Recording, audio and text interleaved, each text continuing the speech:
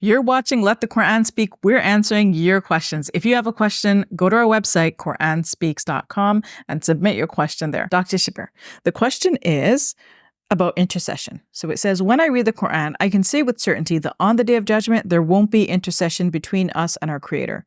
Yet the Hadiths mention that our beloved Prophet will intercede for us. Is there a contradiction here? No, I mean, what is meant is that the Prophet Muhammad, peace be upon him, would intercede with God's permission. So God will create this sort of drama. It's almost as if God would like to favor a certain person with his good graces, but he's giving the Prophet Muhammad, peace be upon him, a chance to honor the Prophet, peace be upon him, to be the one to say, please God, be favorable towards this individual, this servant of mine. And it's not only the Prophet Muhammad, peace be upon him, who will have this honor, but other prophets as well, and for their followers. And even our good deeds, like the Quran we read, will be an intercessor in our favor. And the fast that we keep will be an intercessor in our favor. Now, so how do we know that? Like, is that from the Hadith then? Well, the Hadith, that the Prophet is going to intercede for us and our good deeds will intercede for us? Yes. Okay. And in fact... Because the person is saying that they can't find that in the Quran.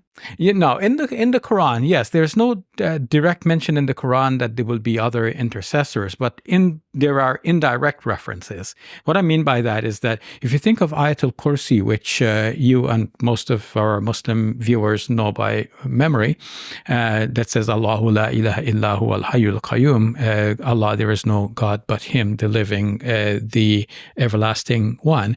Then in the middle of that, it says, Man dha alladhi yashfa'u indahu illa bi'idhnih. Who is there to intercede with him except by his permission?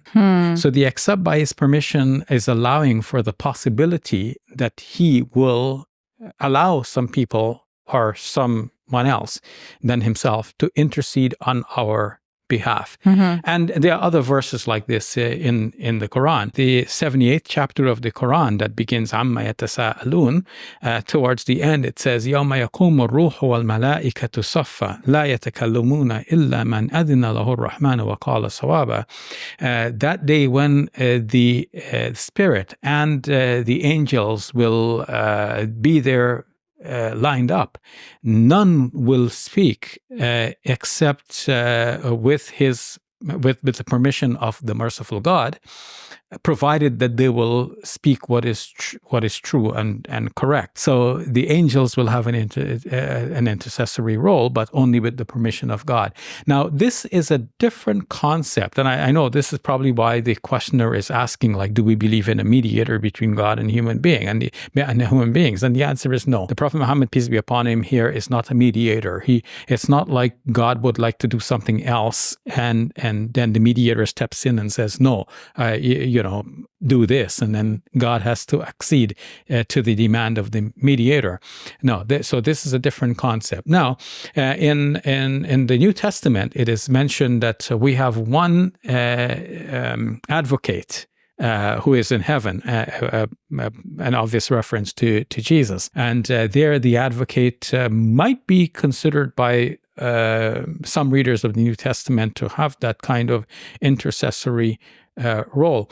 In any case, the mediating role of Jesus dying on the cross is sometimes perceived in that way, like God would have punished people, but the Son steps in to take the penalty on behalf of the people. So, but in the Islamic concept, it's not like this. The Prophet Muhammad, peace be upon him, is a human being.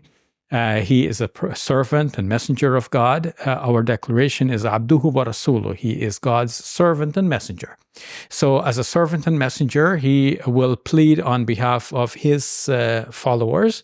It's even mentioned in a hadith that a person who is a hafiz of the Quran, who has memorized the entire Quran, will plead on behalf of his relatives and so on. So, anyone could be interceding on behalf of someone else. If a woman has her child dying in infancy, in miscarriage to begin with, and then for both parents, their child God in infancy, the child will plead with God on behalf of the parents and say, okay, I didn't have a chance to be with my parents in the life of the world, so can we be together now? And since the child by default will enter paradise, since the children are born innocent, then God will accept the plea of the child, and the parents will enter paradise as well. So it's a different concept. It does not rub against anything that we hold as the pillars of our faith, to say that the Prophet, peace be upon him, will have this permission from God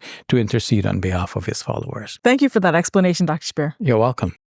Assalamu alaikum. Welcome to Muslim Media Hub, the new home of Let the Quran Speak. Here we spread positivity and good. We help people experience the beauty of Islam and help them appreciate and understand Muslims. This beautiful building we purchased at cost $2.3 million.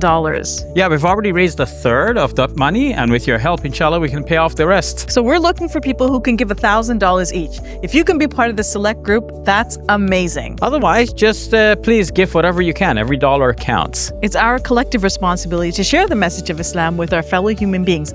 Please help us continue this good work. It's a sadaqah jariyah, something that will continue to be a benefit to the Muslim community long after Safiya and I are gone.